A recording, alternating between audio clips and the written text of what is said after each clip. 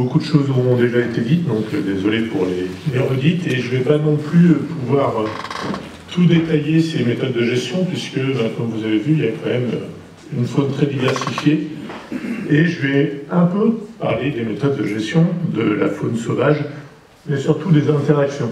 Les interactions avec l'homme et cette faune sauvage, où on a parlé des bien-aimés. Ah, c'est dommage.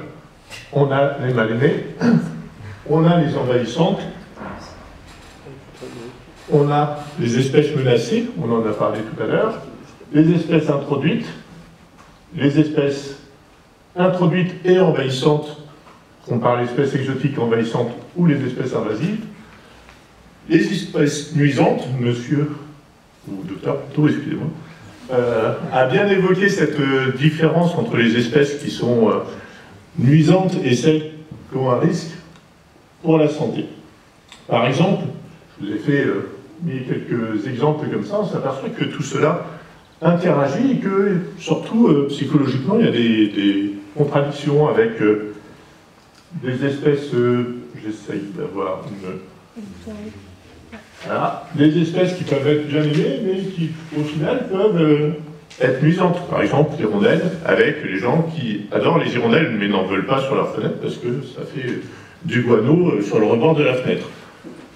Les chauves-souris, oui, ça a l'air très utile, oui, mais quand même, ça salit. Voilà, on a beaucoup de contradictions comme ça. Ou alors, au contraire, des espèces qui peuvent poser des problèmes de santé, qui contribuent à des déséquilibres écologiques, et qui en même temps vont être favorisés par l'homme parce qu'on les nourrit, volontairement ou non, mais en tout cas on fait en sorte qu'ils se portent bien.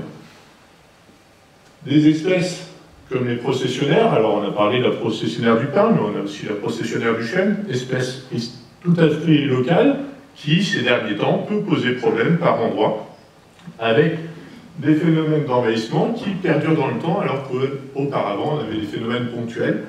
Et là, on a beaucoup de plaintes qui remontent, et on a souvent alors des confusions entre ces espèces locales envahissantes et les espèces introduites, où le naturaliste est plutôt tendance à dire qu'il faudrait limiter ces espèces-là et favoriser le reste des espèces locales, mais l'élu ou le particulier dit moi je veux qu'on régule l'espèce qui me dérange. Et l'espèce qui dérange, c'est pas forcément celle qui est la source du déséquilibre.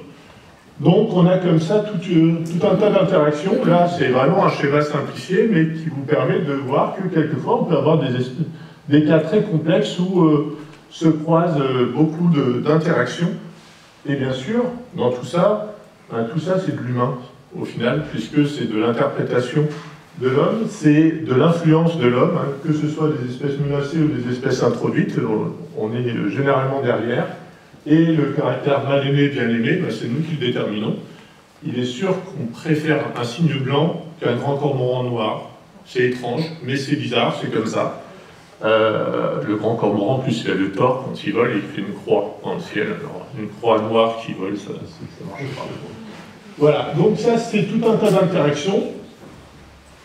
Et à partir de là, c'est comment faire en sorte de gérer ces interactions et de gérer cette faune en ville.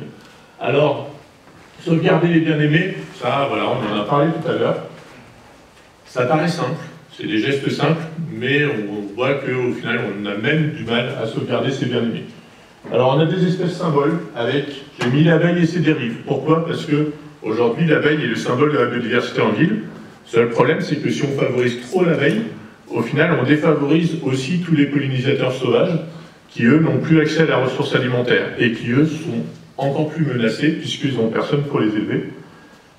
Et souvent, par exemple, quand on fait des jolis refuges à insectes, mais qu'on ne met pas en pratique une gestion différenciée à côté, au final, on offre le gîte, mais pas le couvert. Donc vous vous retrouvez à attirer des espèces à un endroit où vous ne leur donnez pas à manger. Donc il y a tout un tas de réflexions à avoir sur la cohérence de nos actions. Des espèces communes, on en a parlé, qui disparaissent en toute tranquillité. Le moineau domestique est en train progressivement de disparaître. On a perdu le moineau fruité dans beaucoup de villes, alors que c'est un animal très commun dans les jardins. On commence à perdre la pie bavarde qui voit ses effectifs s'effondrer progressivement. Et là, on s'en rend même pas compte, puisqu'en plus, la pie, vous l'avez vu, on le classe dans les nuisibles. On n'aime pas trop la pie, c'est voleur, hein, on nous a toujours dit, hein, l'argenterie, elle est dans le nid. Au moins, elle est bien cachée. Mais voilà, c'est des oiseaux qui peuvent disparaître tranquillement sans qu'on s'en rende compte. Et puis les sols, on a tellement traité les sols qu'au final, on ne se rend pas compte que peut-être que le ver de terre est peut-être aussi en difficulté. Si on rajoute à ça les espèces de vers qui ont pu être introduites par les mouvements de terre qu'on fait, hein, puisqu'on apporte des fleurs avec des bouts de terre et autres, au final, on se retrouve avec des sols qui sont eux aussi menacés dans leur ensemble et dans la faune qui s'y développe. Mais là, on ne le voit pas. Donc, c'est encore beaucoup plus difficile de vous convaincre de ça, puisque vous ne voyez pas. Le faucon pèlerin, on l'a vu disparaître. Le ver de terre, c'est beaucoup plus compliqué. Alors, c'est simple, on met en place des nichoirs, on va mettre en place des aménagements pour la biodiversité, on va favoriser les déplacements, donc on va parler de continuité écologique, on l'a abordé tout à l'heure, avec faire en sorte que dans les PLU, on intègre des clôtures perméables. M. Roy en parlait tout à l'heure. Voilà, faire en sorte que les espèces puissent se déplacer aussi avec le changement climatique, mais aussi dans leur déplacement quotidien. Lorsqu'on met des jolis grillages comme celui-là, c'est bien, mais souvent ils descendent bien au ras du sol, parce qu'on ne veut surtout pas que quelqu'un puisse ramper en dessous, mais au final, on pourrait le lever, faciliter l'entretien de la clôture, puisqu'on n'a plus le droit au bonheur, et en même temps laisser passer la faune. Passer en zéro phyto, puisque le zéro phyto, voilà, les phytosanitaires, ils ont des impacts.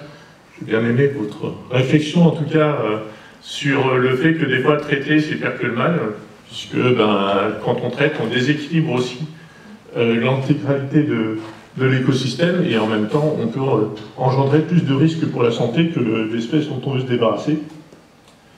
Préserver le vieux bois, sauvegarder des mares, on l'a évoqué, faire de la gestion différenciée avec de la fauche haute, histoire que les petits animaux puissent passer sous les coups des tondeuses. Si vous regardez jamais, mais faucher une fois une prairie naturelle où la densité de faune est encore importante, vous verrez que même en allant très doucement, c'est extrêmement difficile de ne pas tuer un animal. Faire accepter les mal-aimés. Alors oui, parce qu'ils sont mal aimés, mais ils peuvent être en situation précaire. Ils sont mal aimés, mais en effet, c'est des animaux qui ont le droit de vivre. Ils sont utiles, pas utiles, on peut toujours discuter, mais est-ce que c'est à nous de juger de leur raison d'être sur Terre? C'est souvent des faux ennemis, parce qu'ils rendent souvent beaucoup de services. Avec le caractère social, alors l'homme, par principe, tous les animaux sociaux, c'est ses ennemis. Parce qu'ils n'aiment pas trop la concurrence. On considère qu'on est des animaux qui vivent en société. Enfin, déjà, on considère qu'on est des animaux, c'est un premier pas. Mais qui vivent en société, voilà.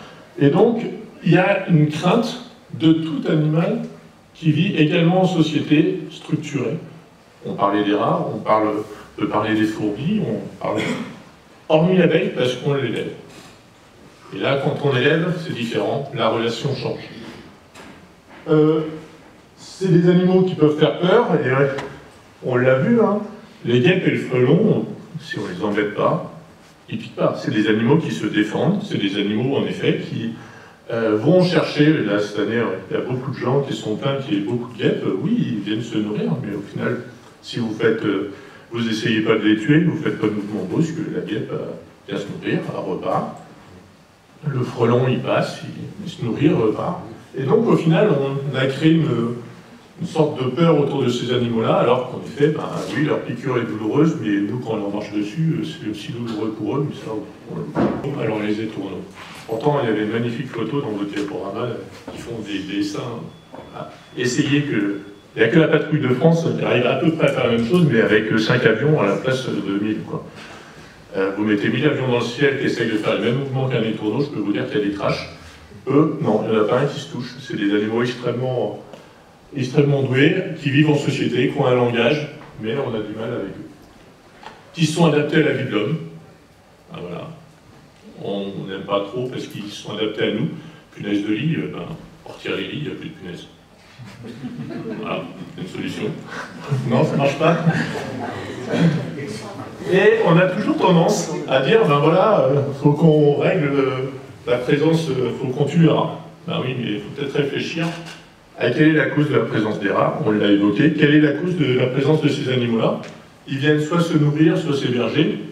Souvent c'est pour le nourrissage, et le nourrissage, c'est souvent juste à cause de notre comportement. Là, s'il y a n'importe quoi dans les égouts, c'est aussi parce qu'on y met n'importe quoi. Si on épure mal, ben c'est aussi notre résultat. Et donc, au final, on a tout le temps tendance à dire ben, c'est beaucoup plus simple de taper sur l'animal qu'on voit, plutôt que de se remettre en question et de se dire ben, si on veut moins de mouettes et de goélands autour des décharges, ben, faut peut-être qu'il n'y ait pas à manger dans les décharges, donc il faut peut-être qu'on commence à trier un peu plus les déchets alimentaires et faire en sorte qu'ils aillent dans d'autres filières. Et quand, je dis toujours, quand il y aura des décharges propres, c'est-à-dire où il n'y a plus aucun aliment dedans, vous aurez une chute dramatique de ces animaux-là qui, à l'intérieur des terres, ne trouveront plus suffisamment à se nourrir. Et on a souvent des prédateurs et des régulateurs, on l'a évoqué tout à l'heure avec le renard, c'est bien de tuer les prédateurs, mais il ne faut pas s'étonner après que sa proie prolifère. Vous avez la grande contradiction dans le monde de la chasse où on ne veut pas de lapin, mais on tue le renard, alors que le renard est le principal prédateur du lapin. Et donc vous vous retrouvez comme ça avec des contradictions qu'on gère en permanence. Mais on peut toujours gérer les contradictions quand on se pose les bonnes questions et quand on sait qu'on est en contradiction et qu'on sait l'expliquer. Mais souvent, on ignore un petit peu cette contradiction, on préfère ne pas la voir et puis continuer à faire comme on avait l'habitude de faire. La surabondance d'une de ces espèces, c'est aussi une indication de déséquilibre, et encore une fois, il faut revenir à la cause. Pourquoi on a un déséquilibre? C'est un signal, on voit un signal, c'est non pas on fait en sorte que le signal baisse en lui tapant dessus, c'est on regarde le signal, on remonte, on analyse ce signal et on dit oui, ça vient de ça. Et ce problème-là, je peux le gérer, je ne peux pas le gérer, mais en tout cas, voilà, on se pose la bonne question, on essaye de régler la cause. Et après, il faut aussi communiquer sur ces espèces-là, c'est mal aimé, et apprendre à les regarder une cuve bavarde de près, regarder un étourneau de près. C'est des animaux magnifiques, un frelon, une guêpe, c'est juste magnifique, il faut juste prendre la peine de le regarder de près. Alors, pour les espèces de nuisantes, dites nuisantes, il faut bien identifier le niveau de nuisance. Est-ce que c'est fantasmé? Voilà, on a des espèces comme ça où on considère qu'elles sont nuisantes, mais quand on demande aux personnes quel est le problème, en fait, il n'y en a pas vraiment. On l'a vu, donc ça devient un problème. Les chauves-souris, c'est assez symptomatique. J'ai arrêté de faire des animations sur la nuit de la chauve-souris depuis que le nombre de SOS chauve-souris était multiplié par 10 suite à l'animation. Les gens étaient tout contents, ils ont découvert les chauves-souris. Ils ont découvert qu'ils en avaient chez eux alors qu'ils s'en étaient jamais rendus compte. Et après, ils appelaient très gentiment en disant « On a compris, c'est des espèces super utiles, mais comment je peux faire pour qu'elles aillent ailleurs que chez moi ?» Parce que, vous comprenez, elles sont dans ma laine de verre, elles la mangent. Bien sûr, le chauve-souris adore la laine de verre. C'est très intéressant d'ailleurs, essayez de la goûter. Vous verrez que vous allez très vite être addictif à la laine de verre. Donc, et au final, on se retrouve, on essaye de sensibiliser, au final, les gens se rendent compte qu'ils en ont, et donc, voilà, ils ont quand même la conscience de dire on ne veut pas leur faire de mal, mais on n'en veut plus. Donc, c'est assez compliqué quelquefois. On a des espèces bouc émissaires. Voilà, c'est simple, la cible, elle est là. Comme je vous disais, on ne cherche pas à régler la cause. Il y a des rats. On ne cherche pas à se poser la question de pourquoi il y a des rats, pourquoi il y a des gens qui les nourrissent, ou comme là. On a des ragondins, oui, il y a quelqu'un qui venait jeter tous les matins un sac de pain qu'elle venait récupérer chez le boulanger, et après, il y a plein de ragondins. Oui, il y en aurait moins si on ne les nourrissait pas. Et puis donc, c'est plus simple, des fois, justement, de s'attaquer à l'espèce plutôt que de se remettre en cause. On fait de mauvaises pratiques, et est-ce qu'il y a vraiment des nuisances économiques? Alors, souvent, vous avez le monde agricole qui peut dire oui, on est impacté à tel ou tel endroit. Alors, des fois de façon totalement justifiée, et des fois aussi, vous vous dites, oui, mais bon, tentez bien de mettre un champ de maïs au ras d'avoisement où il y a plein de sangliers sans mettre de protection. vous vous dites que oui, on sait très bien que le champ de maïs, il va avoir des problèmes. C'est même pas la peine d'aller jusqu'aux dégâts de gibier. On sait déjà en le semant qu'on va avoir le problème. Mais les assurances remboursent mieux que quelquefois la récolte quand elle n'est pas très bonne. Apprendre à s'adapter à la nature, plus que vouloir que la nature s'adapte à nous, c'est difficile de faire changer une espèce. Hein. C'est comme les gens passés 40 ans, ils ne changent plus trop. Voilà, c'est fini. Eux, ça fait très longtemps qu'ils sont là, donc on n'a plus trop envie. Si madame, vous continuez de changer, non. C'est bien, c'est bien. Moi, j'ai arrêté. Encore une fois, apprendre à connaître pour mieux comprendre. Relativiser la nuisance. Est-ce que c'est vraiment impactant? On parlait tout à l'heure des taupes. Ah oui, une taupe dans un gazon bien vert, oui, c'est très impactant. Oui, ça dérange quand on passe la tondeuse. Mais la taupe, elle est très très utile dans l'aération du sol, elle est très utile aussi dans l'équilibre de la faune du sol, et au final, c'est plutôt bon signe d'avoir des taupes dans son jardin, plutôt que de ne pas en avoir. Moi, quand je vois plus de taupes, je me dis, ah, un petit problème. Mettre en œuvre les bonnes pratiques, et puis chercher à éloigner plutôt que détruire. Voilà, comme je vous disais, quelquefois, oui, il y a des zones. On sait que dans un parc, vous avez du frelon. Alors, on va dire du frelon européen, parce que le frelon asiatique, on va le détruire. Mais qu'est-ce qui empêche de dire, pour le moment, on ferme ce chemin-là en disant, oui, il y a des frelons, ils ont leur utilité, on les laisse vivre. Attention, il y en a, on vous propose de ne pas aller à cet endroit-là. Oui, ça va être une nuisance le temps de leur reproduction. Mais voilà, est-ce qu'il vaut mieux les détruire pour que les gens passent et ignorent qu'il y avait des frelons, ou est-ce qu'il vaut mieux communiquer et essayer de faire en sorte de sensibiliser? Gérer les envahissantes. Alors, comme je vous disais, des espèces locales qui sont souvent sous l'influence du changement climatique. On sait que l'éthique, c'est aussi corrélé à ces changements climatiques, parce qu'on a toujours eu l'éthique, mais on en a plus maintenant. Mais on est aussi source de déséquilibre entre l'habitat et les impacts aussi des prédateurs. C'est-à-dire que quelquefois, quand on urbanise, quand on récolte du bois dans une forêt, on va déséquilibrer un écosystème, on va impacter cet écosystème, et puis il y a une espèce qui peut profiter de cette situation-là, parce que les prédateurs sont plus présents, parce qu'ils avaient besoin, justement, ce prédateur avait besoin de vieux boisements, ou avait besoin d'espace, et qu'on a fait en sorte qu'il ne soit plus là. Et au final, les espèces qui restent posent des problèmes. Je vous cite ça, puisque on se pose des questions, notamment dans le centre Seine-et-Marne, où il y a une recrudescence de processionnaires du chêne, avec des problématiques locales assez importantes. Au final, oui, il y a une gestion de la forêt domaniale où on a cherché à rajeunir considérablement le boisement, parce qu'il n'avait pas été géré depuis longtemps, et qu'au final, beaucoup d'espèces qui régulent ces processionnaires, elles sont liées au vieux boisement. Et puis s'adapter.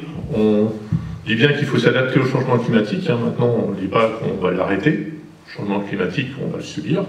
Et on peut peut-être aussi s'adapter au changement des espèces et puis à la présence juste des espèces.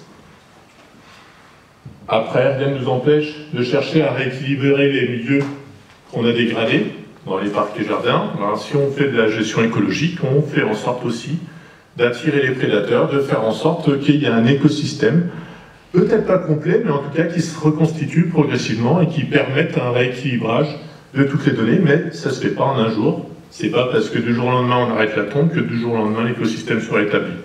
Sur une prairie, ne serait-ce que pour retrouver, et sortir du sujet, mais la composition floristique d'une prairie, avant on pondait régulièrement, il faut attendre au moins 3 ans pour essayer d'avoir quelque chose qui ressemble. Et selon les études, il faut à peu près 100 ans pour que l'écosystème soit complètement rééquilibré et reconstitué. Donc voilà. Il faut laisser le temps à la nature ne réagit pas aussi vite que l'homme évolue. Et communiquer sur les précautions à prendre et sur les périodes. Comme vous disiez, voilà, il y a un moment, on sait que l'espèce est là, on sait qu'elle va poser un problème. On peut choisir de sortir l'artillerie lourde, mais est-ce qu'elle sera efficace? Ou on peut justement juste dire attention, voilà, vous êtes face à ce problème-là, on vous propose de prendre telle et telle précaution, et vous le savez, en connaissance de cause. Moi, depuis que je suis naturaliste, que je vais régulièrement dans les bois, je sais que quand je sors, on ne sort pas en t-shirt en plein été, même s'il fait très chaud, parce que si on veut choper les tiques, c'est le meilleur moyen, mais bon. Après, si on les chope, on sait c'est pourquoi on les a chopés, on ne s'en prend pas à la tique, on s'en prend à nous-mêmes. Attention aux introduites, alors je vous ai mis le signe par provocation, puisque le signe est quand même une espèce introduite, mais intouchable. Là, si un jour il y a un plan de régulation du signe, je peux vous dire que là, les courriers, c'est pire que grave. C'est une espèce proprement intouchable, même si j'aurais pu vous mettre la photo d'une cinquantaine de cygnes en train de tondre à chandeler, hein, puisque c'est des espèces qui aiment bien se repaître dans les cultures. Donc c'est une espèce qui se retrouve dans un compartiment naturel et qui s'y adapte, qui peut devenir envahissante sur certains territoires, et notamment en fonction du changement climatique. Des espèces qui, comme ça, étaient plus ou moins dormantes, se présentent un peu partout, d'un seul coup, elles se révèlent parce que les conditions deviennent favorables. Donc, à voir, puisqu'il y a cette question de la concurrence de ces espèces-là avec les espèces locales qui, quelquefois, sont très menacées. Voilà, surveiller, se renseigner, ne pas les favoriser quand on les a, et communiquer sur leur impact potentiel ou réel. Alors, les invasives, justement, hein, qui peuvent avoir des impacts sur la biodiversité, des impacts socio-économiques. Alors, on peut parler du ragondin sur les berges, par exemple. Des impacts sur la santé et l'hygiène, notamment la Bernage du Canada sur les bases de loisirs régionales. Aujourd'hui, on n'en veut plus trop, parce que, comme elles sont très présentes, il y a beaucoup de crottes, et au final, il y a des problèmes sanitaires qui vont se poser sur les plages, et par conséquent, il y a des régulations sur les bases de loisirs, entre autres. Hein. C'est aussi le reflet de mauvaises pratiques. C'est des espèces qui sont dans le compartiment naturel, mais qui viennent du compartiment domestique, et qui donc ont un contact très facile avec l'homme. Ça a été justement pour les oiseaux les meilleurs vecteurs au moment de la grippe aviaire entre le compartiment sauvage et le compartiment naturel, parce qu'elle pouvait venir manger dans les zones où les animaux domestiques étaient élevés et repartir dans le compartiment naturel. Donc on a comme ça des espèces qui peuvent faciliter le vecteur entre les deux compartiments.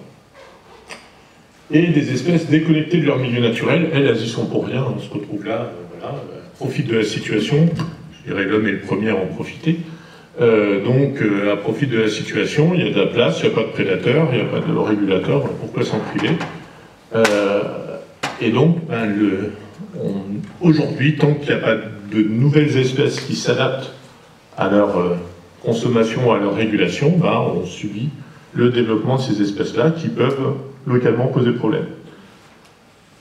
Et donc, on peut accepter la mise en place d'une régulation pour limiter les impacts, mais il y a cette notion d'échelle. Si on cherche à détruire une espèce, et notamment encore plus une espèce envahissante, une espèce invasive, vous allez faire un trou localement à la population qui va faire un appel d'air, en fait, puisque c'est des espèces qui généralement ont des dynamiques de reproduction assez favorables. Et donc, si vous faites un trou, au final, vous allez créer un pic de colonisation dans cet espace vide, avec encore plus d'animaux qui vont revenir. Et donc, si on devait gérer, ça devrait se faire à très grande échelle, et non pas à la seule échelle communale. Alors, je vais passer très vite là-dessus. J'ai fait volontairement, j'ai mis beaucoup de textes, ça a été détaillé tout à l'heure. En Seine-et-Marne, toute la liste qui a été évoquée tout à l'heure n'a pas été reprise, mais vous avez là l'ensemble des animaux classés nuisibles avec les trois groupes qui ont été présentés. Là, on est face à des espèces réglementées, où l'État considère que ces espèces peuvent être cataloguées nuisibles. On ne dissertera pas sur le côté nuisible ou pas, sur le pourquoi de certaines espèces se retrouvent dans cette liste, alors qu'en même temps, elles sont prédateurs des autres espèces qui sont dans la même liste. Mais ça existe, et ces espèces-là, une fois qu'elles sont classées par arrêté, peuvent faire l'objet de piégeage ou de régulation, quel que soit l'avis qu'on peut avoir sur le bien fondé. Et vous avez maintenant aussi des arrêtés sur les espèces exotiques envahissantes, alors non pas sur leur régulation, mais sur leur introduction et sur leur propagation, notamment sur leur déplacement. Et donc, vous voyez que cette liste, elle est longue. Et encore, j'ai essayé de la faire tenir sur 2 pages, mais elle est très longue. Hop là, je vais passer un peu vite. Avec de plus en plus d'espèces, parce que au final, on est aujourd'hui à une course. Dès qu'il y a une espèce qui est réglementée, ben on en introduit une nouvelle, et puis dès que la nouvelle est réglementée, on en trouve une nouvelle. Et donc, au final, la liste s'allonge. Il faudrait peut-être que l'État songe à avoir une autre politique, de dire d'autoriser que celles qui ont fait l'objet d'une déclaration ou d'une évaluation. Mais en tout cas, aujourd'hui, on est sur une liste qui se rallonge avec ces espèces qui sont donc dans cette liste parce qu'elles peuvent poser des problèmes sur le milieu naturel ou sur l'homme et les activités économiques. Notamment, vous avez là les écrevisses qui ont fini de décimer les écrevisses locales. Il y a encore quelques stations dans les têtes de bassin, mais après, vous avez énormément d'écrevisses américaines ou d'écrevisses de Louisiane. Ce qui est assez marrant d'ailleurs, c'est que des fois, on a une nouvelle espèce introduite qui vient détrôner l'ancienne espèce introduite en faisant concurrence à l'ancienne espèce introduite. Donc, on a comme ça une course, l'écrevisse de Louisiane, prenons le pas sur l'écrevisse américaine aujourd'hui. Et bien sûr, les espèces à risque pour la santé, donc munissez tous les oiseaux d'un petit bonnet et d'une écharpe, ce qui leur évitera d'attraper la grippe, et par conséquent, vous serez protégé de la grippe aviaire. Je ne vais pas y revenir puisque ça a été très bien expliqué, et je ne suis pas médecin, et je ne suis pas en mesure de tout vous expliquer, mais il faut bien estimer le risque, en effet. Oui, en quoi oui, certes, c'est un problème de santé de se gratter, mais est-ce vraiment grave de se gratter de temps en temps? Je ne parle pas du morpion, mais après...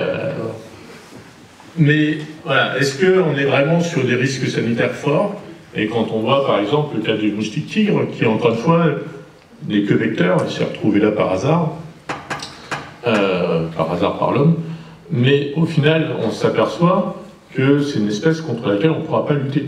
On peut traiter partout, on n'y arrivera jamais. Surtout qu'il aime bien les toutes petites zones en eau, donc on n'y arrivera jamais. Donc après, c'est comment on s'adapte, comment on fait pour limiter les risques. Voilà, peut-être arrêter de partir en vacances. Ou vous restez en région parisienne, non? Il est en région parisienne. Ah oui, zut. Oui, mais pour pas attraper la maladie, donc il sera vecteur après, c'est pour ça. Ne pas se tromper de cible dans l'action. Souvent, on considère que c'est le compartiment naturel qui apporte la grippe aviaire. La grippe aviaire, elle vient du compartiment domestique et c'est le compartiment naturel qui en a été victime. Mais comme c'est eux qui font les grands déplacements, c'est eux qui ont été accusés des pires maux. Communiquer sur le comportement à adopter. Cette notion d'éradication qui peut provoquer des déséquilibres et impacter les prédateurs. Et puis, on risque aussi de rendre beaucoup plus vulnérables des espèces non cibles, puisque si on détruit leur proie de prédilection, ou alors si on a quelque chose à très large spectre, par exemple, pour éliminer un processionnaire du chêne, on utilise du bacille de Thuringe. Donc on vous dit c'est extrêmement sélectif. C'est extrêmement sélectif sur tous les papillons. C'est pratique. C'est très sélectif. C'est que les papillons. Et les effets provisoires, si c'est pas fait à grande échelle, je l'ai déjà évoqué. Donc, le meilleur moyen, c'est de chercher à recréer un équilibre naturel autant que possible, même si, on a bien vu, l'urbanisation galope, et c'est de plus en plus difficile, mais on peut encore faire des choses intelligentes. Je me pose toujours la question de pourquoi dans les zones d'activité, le peu d'arbres qu'il y a autour des hangars, alors que personne n'y va jamais, c'est toujours très bien tondu. Et déjà, on pourrait faire des économies. D'autre part, ça pourrait être intéressant pour la biodiversité d'avoir des herbes un peu plus hautes. Et en même temps, ça ne dérangerait pas grand monde, puisqu'on va rarement se promener dans la zone d'activité. Je n'ai pas du tout parlé, et ça n'a pas été évoqué, mais comme c'était la faune en général, on aurait pu parler du pâturage, du retour du pâturage en ville, qui peut permettre comme ça de remettre un maillon intermédiaire entre l'homme et la nature, et qui, par une gestion plus écologique, peut être aussi favorable au retour de certaines espèces, pour peu que on n'ait pas affaire à des entreprises qui vermifugent à l'ivermectine les animaux et qui donc créent plus d'impact qu'autre chose, parce que malheureusement ça existe. Donc favoriser en gérant des espaces en gestion écologique, favoriser le déplacement des espèces, je vous l'ai évoqué rapidement, donc prévoir dans les PLU des trames vertes et bleues, en prenant en compte le SRCE, prévoir des petits aménagements, planter des haies d'essence locale, faire des trous dans les clôtures, faire réfléchir aux aménagements. Par exemple, on voit maintenant les pistes cyclables fleurir, c'est très bien, la piste cyclable c'est très écologique. Sauf qu'on trouve que la piste cyclable, si elle n'est pas bétonnée, on ne peut pas rouler. Pourtant, on vend des VTT, mais c'est pas grave. Vélo, tout terrain. Ah, pardon. Donc, on les bitume, on met des bordures pour pas que la voiture vienne dessus, mais les bordures, ben, au final, on n'a pas de passage pour la faune et la petite faune. Et en même temps, parce que le cycliste, maintenant, il veut plus mettre de lumière sur son vélo, on éclaire la piste cyclable. J'ai rien contre les pistes cyclables, je trouve ça très bien. Mais je me dis qu'au final, on est en train de surimpacter, en élargissant les voiries, on surimpacte au final, alors que ben, peut-être qu'en réfléchissant autrement à la piste cyclable, on aurait pu limiter ces impacts et faire en sorte que ce soit moins dommageable pour la biodiversité. Pensez à la prédation et à la régulation. Est-ce qu'on a cette notion d'écosystème, de lien entre les espèces? Éviter les perturbations des milieux autant que possible, et notamment en phase de chantier, où on est quand même dans des perturbations souvent fortes, et gérer les espèces introduites. J'en ai fini.